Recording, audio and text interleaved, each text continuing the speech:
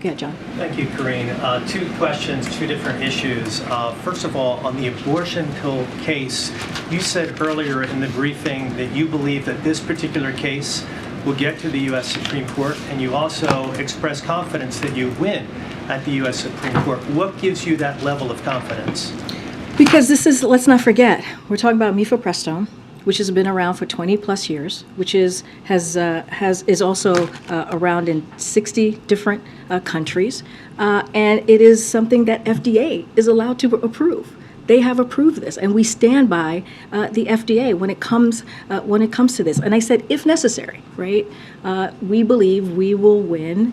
We will win this long fight if it goes to the Supreme Court, if necessary. If that's what indeed occurs, because we are committed. We are committed to this issue. We are committed to making sure that women have access to mifepristone, but also can make their own decision when it comes to their own body, when it comes to this type of important reproductive health care decision that women should have. It is their freedom.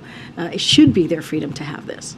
And then the second question has to do with the lack of a press conference during the president's upcoming trip, and the lack of press conference that we see in general from this White House. I represent a news organization that owns 113 television stations, and a question that I'm often asked, and I don't know the answer to, so I'll ask you that question.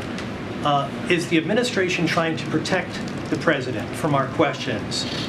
Please, answer Absolutely that question. not. Absolutely not. So why the lack of any interaction in a formal setting to have a press conference? I mean, the president takes shouted questions. I understand, John. I understand. Okay. I understand. I've dealt with this question about 3 times already. I understand. It is the job of you all to ask this question to me. Totally get that, and that's not a problem at all.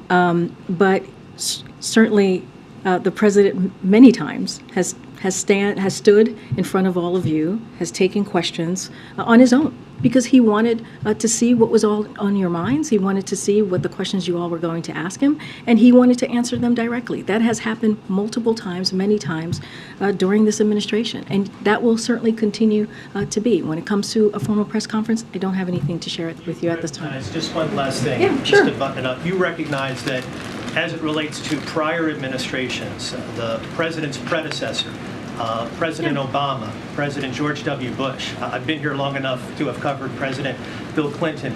This is not the norm. The norm is we do get an opportunity to ask the questions to the president about domestic and foreign policy issues in a formal setting at some point. And you choose that point, but we haven't had that opportunity in quite some time.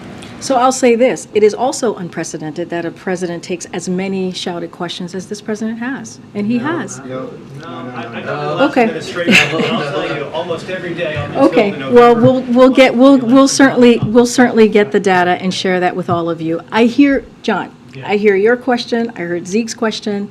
I hear you. I hear you on the press conference, on a formal press conference.